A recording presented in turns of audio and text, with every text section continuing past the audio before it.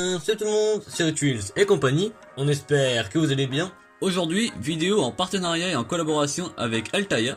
Donc cette fois-ci, il s'agit de présenter la nouvelle collection qui va sortir prochainement. Une collection qui se nomme Micro Voitures d'antan.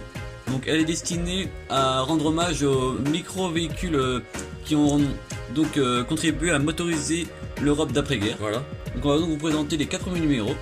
A tout de suite. A tout de suite. Nous avons bien évidemment un code promo à vous proposer. Donc il s'affiche sur votre écran, il s'agit de Microcar, donc comme vous voyez écrit sur l'écran. Donc toutes les informations concernant cet abonnement sont en description.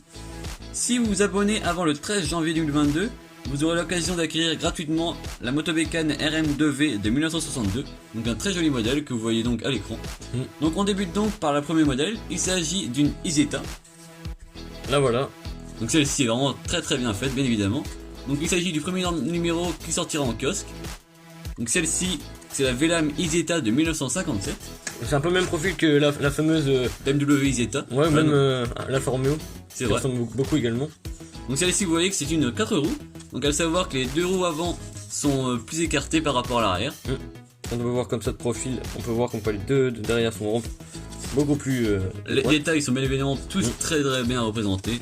L'intérieur est également très bien fait. Donc c'est du 1,43ème, hein. Mais à savoir que vu que ce sont des micro-cars, des micro-voitures on va dire, c'est vraiment beaucoup plus petit que les 1,43 habituels, hein, évidemment. Donc celle-ci, pour la fiche technique du véhicule, c'est un moteur 2 temps, donc un cylindré assez petit on va dire, hein, avec un 236 cm3, donc une puissance de 9,5 chevaux, donc une puissance fiscale d'1 chevaux.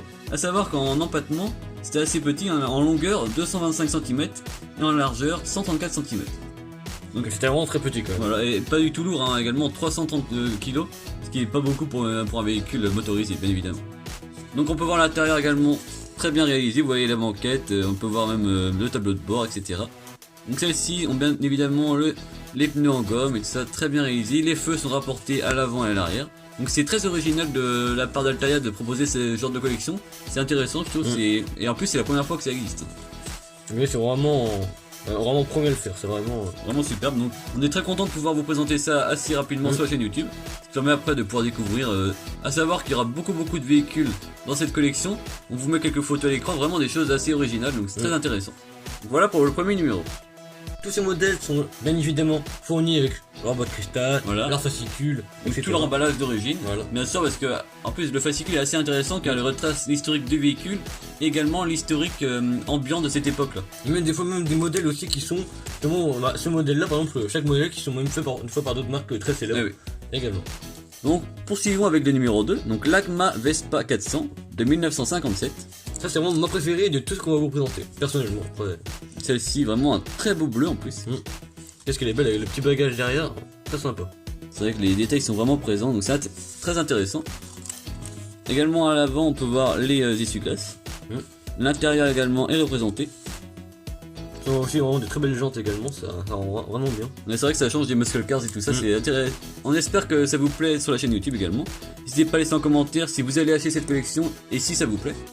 Donc concernant les caractéristiques techniques du véhicule, donc ça a une cylindrée de 393 cm3, donc pour une puissance fiscale d'environ 2 chevaux, donc c'est vraiment c'est pas énorme. C'est pas énorme. Donc pour assurer, c'est assez tranquille. Voilà. Et donc du coup le poids à vide de ce véhicule est de 380 kg. Donc c'est vraiment très peu. Voilà. Et concernant les largeurs et longueurs, c'est différent par rapport à l'Isetta. Et donc du coup de l'empattement c'était 169 cm. Et donc la longueur donc 285 cm, donc c'est vraiment c'est quand même petit. Voilà. En largeur c'est également assez restreint, 127 cm. Donc de très beaux véhicules qui peuvent passer partout. C'est vrai que en ces temps-ci où les voitures grossissent, ces véhicules-ci par contre à l'inverse peuvent passer partout et peuvent se garer facilement. Mais quand même à comparer même par rapport aux nouvelles voitures sans permis, c'était quand même vachement plus beau ça que... plus esthétique on va dire par rapport à aujourd'hui. Parce que c'est comme l'allure d'une belle berline quand même. C'est vrai que ça reprenait les traits stylistiques des véhicules contemporains de l'époque, donc c'est vraiment assez intéressant. Et même pour aller dans la masse de véhicules, c'est vrai qu'on voyait pas forcément que c'est une voiture assez spécifique, donc assez intéressant. Bon, avec le numéro 3 de cette collection, donc cette fois-ci un véhicule très atypique de par sa forme et de par sa motorisation. C'est donc une FMR TG 500 de 1958. Donc une Messerschmitt. C'est vraiment très spécial. quand même quand on la voit, enfin ça c'est vraiment Faut aimer, on va dire. voilà. Rien que l'avant déjà avec le capot et tout ça, c'est très très stylisé. C'est vraiment spécial. Et quand on même au niveau des feux, c'est moi j'aime pas trop. Personnellement, c'est pas notre préféré, mais après ça n'a rien à voir, ça n'enlève en rien à la qualité du véhicule. Ça c'est le côté style qu'on aime moins. Faut savoir qu'en plus ce qui est bien fait, c'est qu'il rajoute une plaque d'immatriculation. Bon là c'est le numéro, c'est le modèle du véhicule. Voilà. L'intérieur est très très bien représenté. On peut voir qu'en plus le volant Le est volant, ouais. très très futuriste. C'est ce qui est repris aujourd'hui si on parle des Tesla et tout ouais, ça. c'est vraiment le vrai volant en plus. Hein. C'est vraiment pas. C'est vraiment. Même mini détail du volant, et même très bien réalisé. À l'arrière également, la roue de secours est présente. Donc intéressant. La couleur il va très bien, je trouve, par contre. C'est vrai, c'est pas mal. Avec le mélange entre le noir et le le crème. couleur. Voilà, donc. Également, celle-ci a des pneus en gomme. Comme tous les modèles. Toute la carrosserie est en métal. On peut voir qu'en plus, le toit, cette fois-ci, est transparent pour voir l'intérieur, donc ce qui est intéressant. Donc, concernant la fiche technique du véhicule. Donc, celui-ci, avec une cylindrée de 494 cm3, pour une puissance d'environ 20 chevaux DIN. Donc, Pas grand-chose. voilà. Alors pour ce qui est de la longueur, elle est assez longue cette fois-ci, comparé aux autres évidemment. Celle-ci est de 300 cm.